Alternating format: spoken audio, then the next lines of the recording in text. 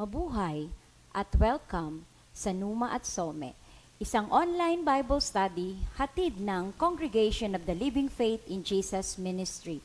Hangin, hininga, tinapay at pagkain sa panahon ng 2024. Halika tayo po ay manalangin. Hallelujah! Pinupuri ka namin, aming amang nasa langit. Niluluwalhati ka namin. Dinadakila ka namin sapagkat ikaw ay karapat dapat ng papuri. Pinupuri ka namin, niluluwalhati ka namin. Aming amang nasa langit, lumalapit po kami na nagpapakumbaba sa iyong banal na harapan. Ang aming mga puso ay nagpapasalamat.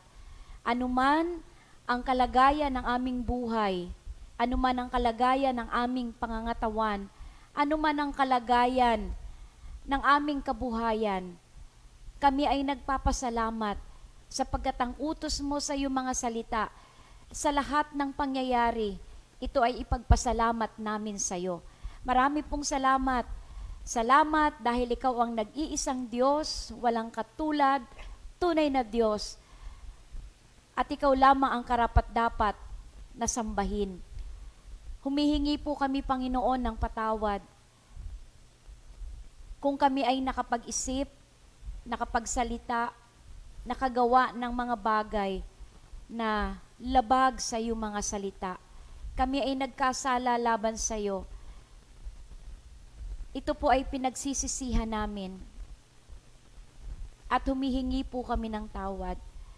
Salamat po sapagkat ang pangako mo sa amin, kapag kami ay nagkasala, pag ito ay inilapit namin sa iyo at inamin namin ang aming ginawang pagkakasala, ikaw ay mabuti at tapat.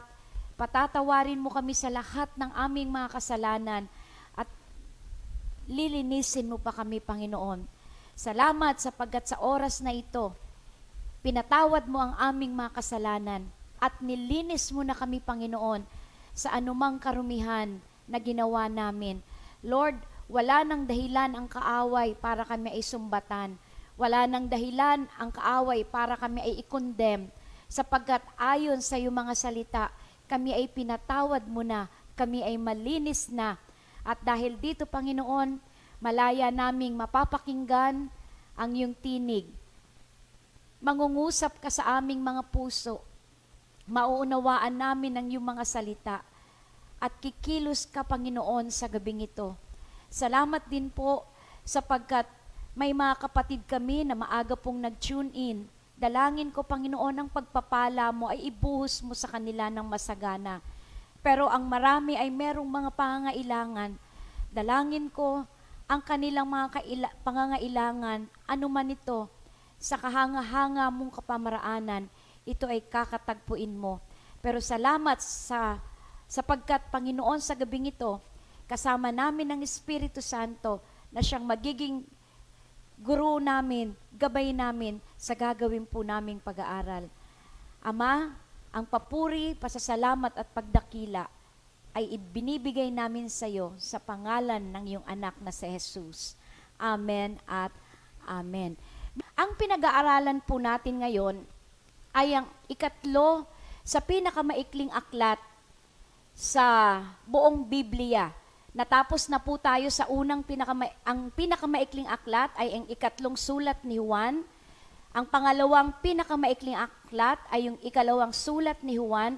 At ang tatlo sa pinakamaikling aklat sa Biblia at pinakamaikling sulat ni Apostol Pablo ay aklat po ng Pilimon.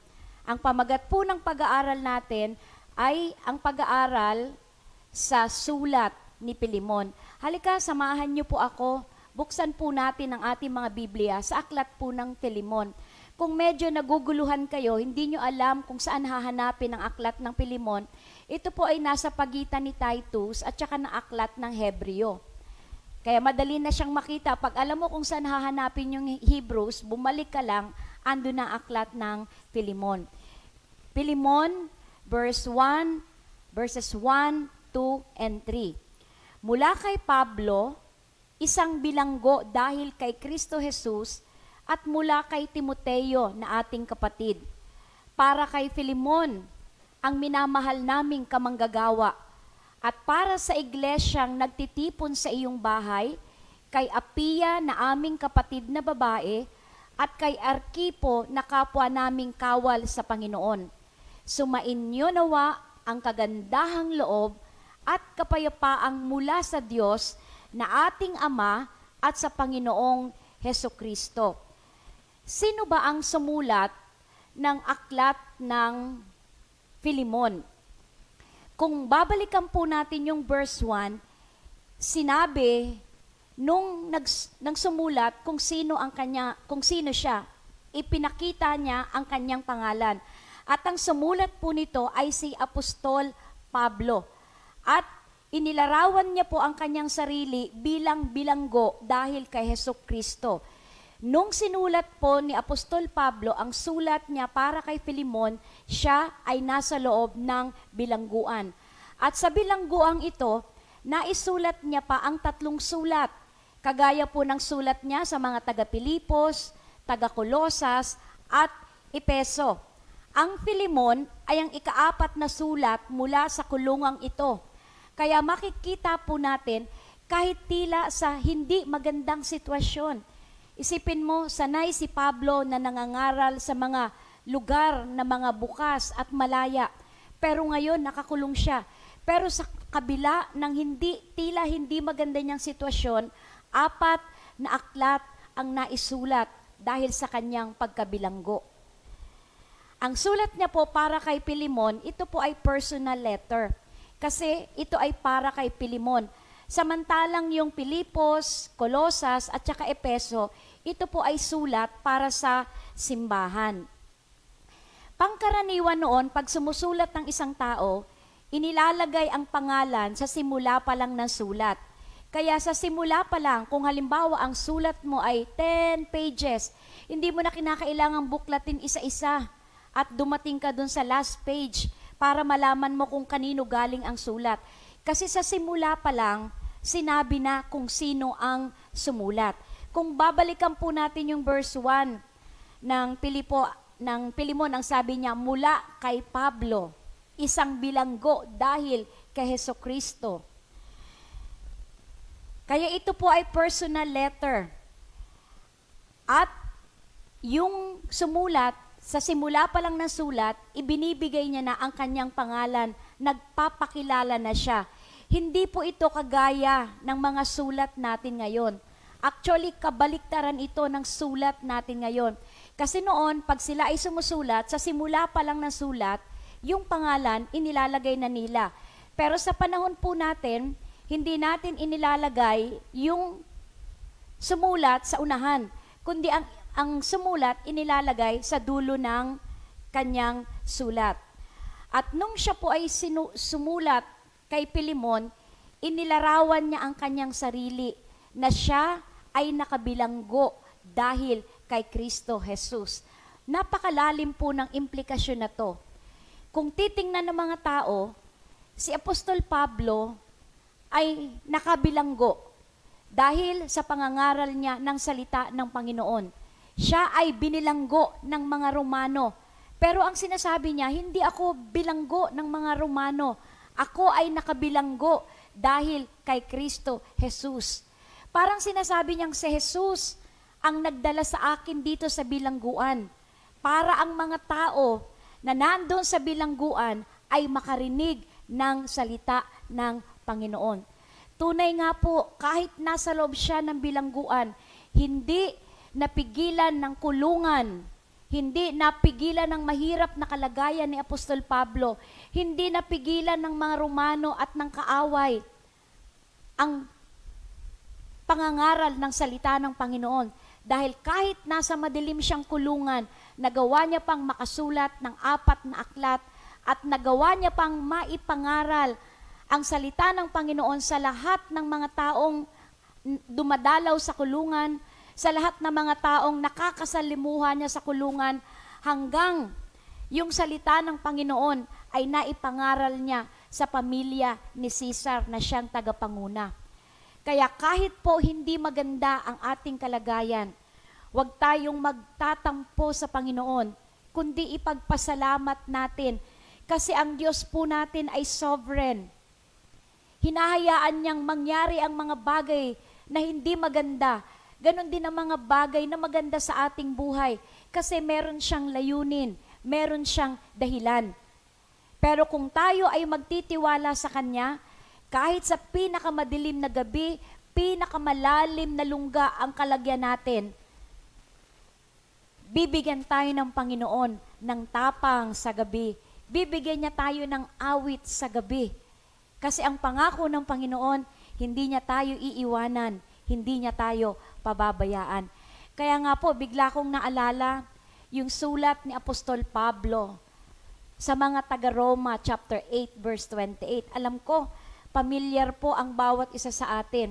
Kasi, pag dumadaan tayo sa hindi magagandang pangyayari, ito ang madalas nating ginagamit na pampalubog ng ating kalooban. Ang sabi po ng Romans 8:28, alam nating sa lahat ng bagay ay gumagawa ang Diyos para sa mabuti, kasama ang mga nagmamahal sa Kanya, silang mga tinawag ayon sa Kanyang layunin. Sabi dito, in everything, sabi, we know that in all things God work for our good, especially to those who love Him.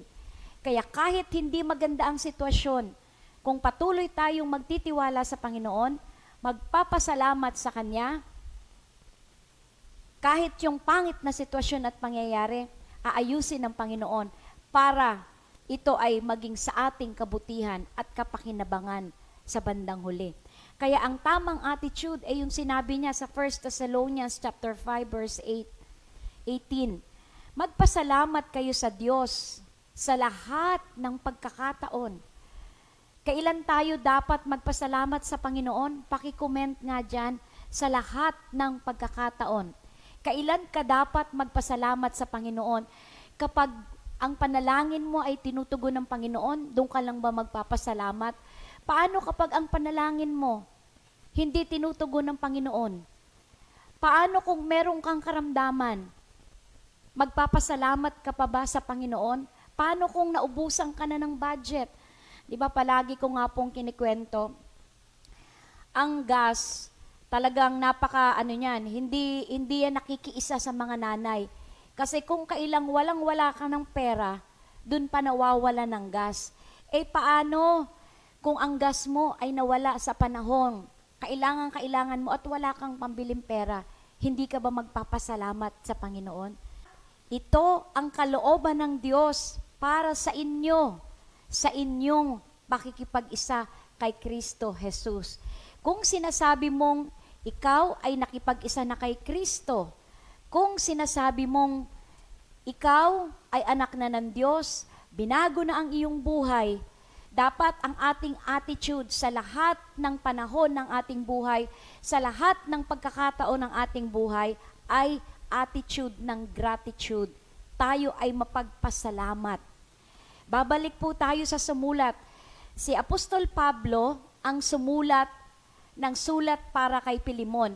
At nung sinulat niya ito, siya ay nakabilanggo.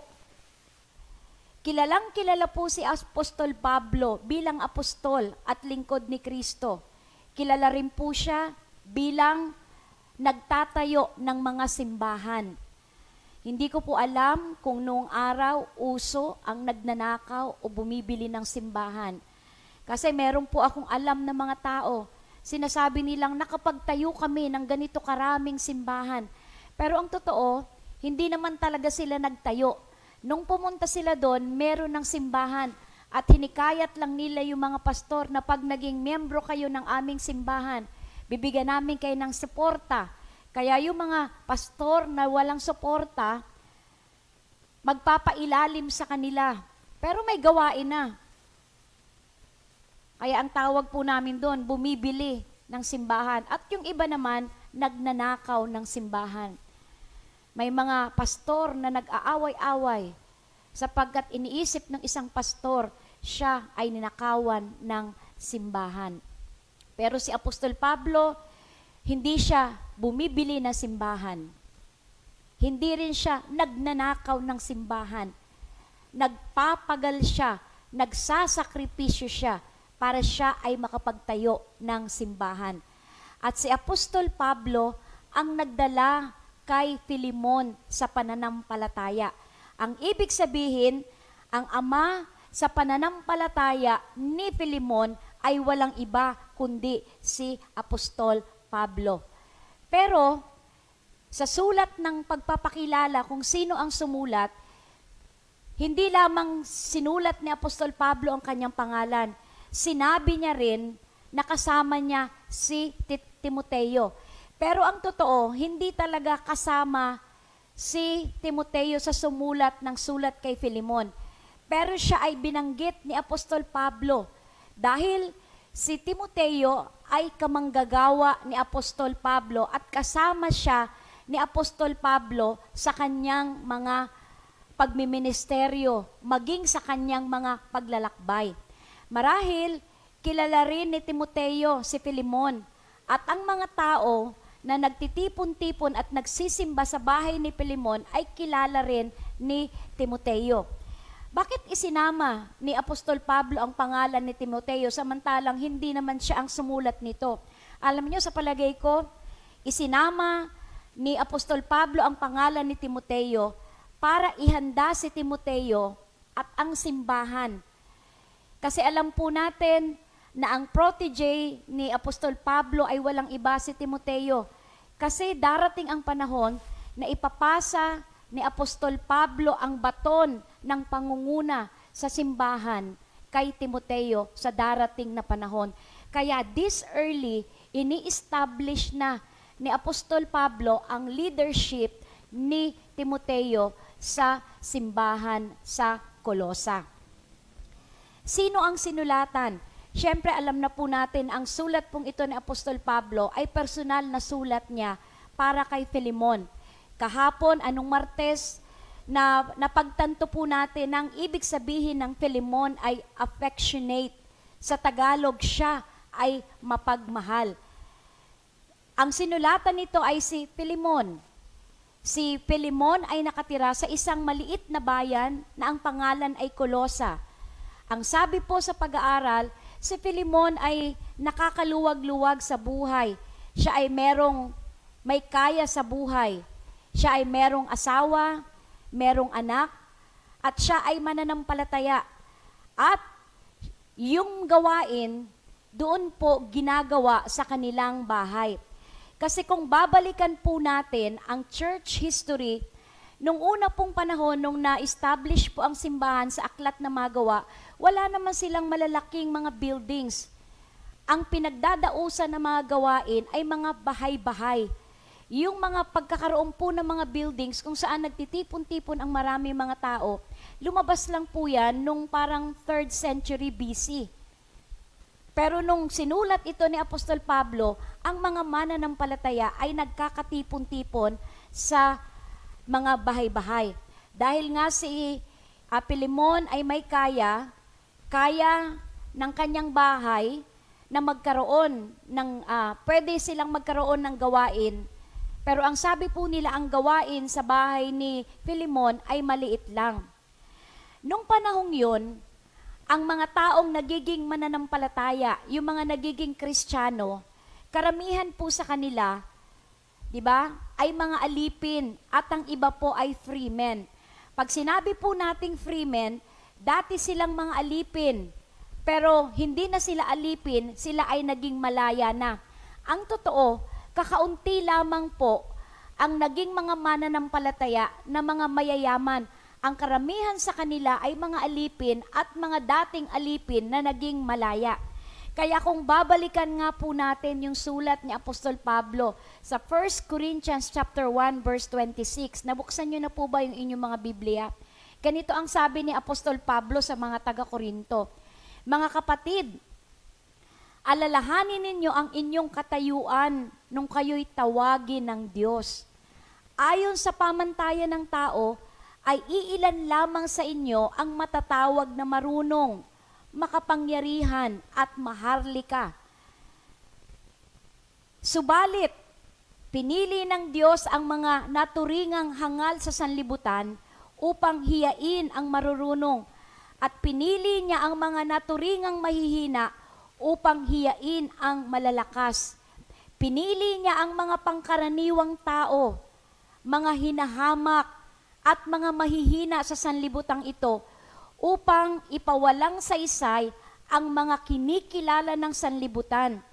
Kaya't walang sino mang makakapagmalaki sa harap ng Diyos. Kasi noong mga panahong yon, sa imperyo ng Roma kung saan ang bansang Israel ay nasa ilalim, ang mga unang nanampalataya ay mga alipin, mabababang uri ng mga tao, mga walang estado sa lipunan, hinahamak ng mundo. Sa pamantayan ng tao, wala silang kwenta. Pero ginamit sila ng Panginoon, yung mga taong mahihina, yung mga walang alam, yung mga mahihirap, para ipahiya ang mga nagmamagaling. At nang sa gayon, yung mga mahihina, hindi sila makapagmalaki sa harapan ng Panginoon. Nung panahon pong iyon, ang mga alipin at yung mga freemen, mga dating alipin na ngayon ay malaya, wala po silang sariling bahay. Sila po ay nangungupahan sa mga apartments o sa mga bahay na merong isang kwarto. Samantalang ang mga mayayaman na kagaya po ni Filemon, sila po ay merong sariling bahay. Kaya nga nakapagsimula ng gawain sa bahay ni Filemon kasi meron siyang sariling bahay at kaya niya mag-accommodate ng marami pang mga tao bukod sa kanyang pamilya doon sa loob ng kanyang tahanan. Kaya kung paanong ipinagamit ni Filemon ang kanyang bahay sa gawain ng Panginoon. Kung nakaka-LL kayo, malaki ang inyong bahay at kayang i-accommodate hindi lang iyong pamilya, kundi ang mga tao na walang pagkakilala sa Panginoon para mag-aral sila at mapakinggan ng salita ng Diyos. Bakit hindi natin ipagamit ang ating mga tahanan para sa gawain ng Panginoon? Sino ang binati ni Apostol Pablo? Sinagot po natin ang tanong, sino ang nagsulat? Sino ang sinulatan? At ngayon, sino ang binati? Tingnan po natin yung verse 2 ng Filemon. Para sa iglesyang nagtitipon sa inyong bahay, kay Apia na aming kapatid na babae, at kay Arkipo na kapwa naming kawal sa Panginoon. Bukod kay Filemon, binati niya rin si Apia at si Arkipos. Kasama po yung mga mananampalataya na nagtitipon-tipon sa bahay ni Filemon. Bagamat ang sulat pong ito ay personal kasi ito ay para kay Filemon.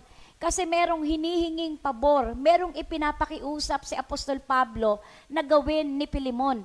Bagamat ito ay personal, nais din namang marinig o iparinig ni Apostol Pablo sa mga tao sa loob ng simbahan ang kanyang mensahe at matutunan ang aral na gusto niyang ituro kay Filemon.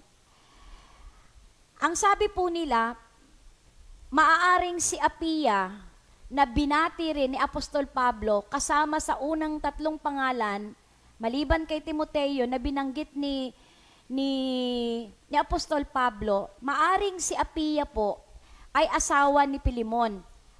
At dahil kaibigan ni Apostol Pablo si Filemon, maaring kaibigan niya rin si Apia na asawa ni Filemon. At si Arkipo, sabi po ng pag-aaral, maaring siya ay anak nila. At si Arkipos, tatay niya si Filemon, nanay niya si Apia, siya rin ay naging katulong ni Pablo at kasama ni Pablo sa pagharap ng mga labang espiritual. Paano ko nalaman? Kung titingnan po nating maigi, ang sabi po ng mga commentaries, yung pangalang Filemon at saka Apia, hindi na binanggit ulit. Pero yung pangalan ni Arkipos na anak nila ay binanggit ulit. Tingnan natin sa Colossus chapter 4, verse 17. Ang sabi po dito, tell Archippus, see to it that you complete the ministry you have received in the Lord. Ini-encourage siya ni Apostol Pablo na yung ibinigay na ministeryo ng Panginoon sa kanya, dapat niya itong tapusin. Napakahalaga na kapag tayo ay binigyan ng gawain ng Panginoon, huwag nating iiwanan kung tayo ay nahihirapan. Huwag nating tatalikuran kung hindi natin ma-manage. Ang totoo po, mas madaling i-manage ang mga makina, ang mga papel, ang mga damit, at napakahirap pangunahan at pamahalaan ng mga tao. Pero kung inilagay ka ng Panginoon sa pangunguna ng mga tao at nahihirapan ka, hindi po solusyon ang pag-ayaw at pagbitiw. Ang sabi ni Apostol Pablo, see to it that you complete the ministry you have received in the Lord.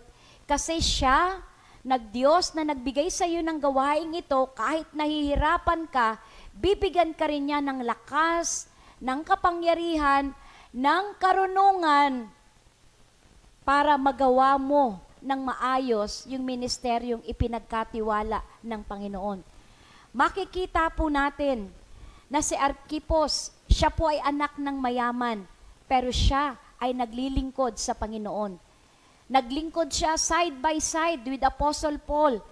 Naglingkod siya sa simbahan ng Colosa, ganun din sa simbahan ng Laodicea. Ang buong pamilya ni Filemon ay kagamit-gamit sa gawain ng Panginoon. Alam nyo, bilang nanay, ito ang pangarap ko sa aking mga anak, na hindi lamang sila makapagtapos ng kanilang pag-aaral, magkaroon sila ng personal na relasyon kay Kristo, at yung personal na relasyon kay Kristo ay lumalago, at sila ay mag-alay ng kanilang buhay para sa paglilingkod sa Panginoon. Ito po ang hamon ni Joshua sa mga kababayan niya. Tingnan niyo po yung Joshua 24 verse 14.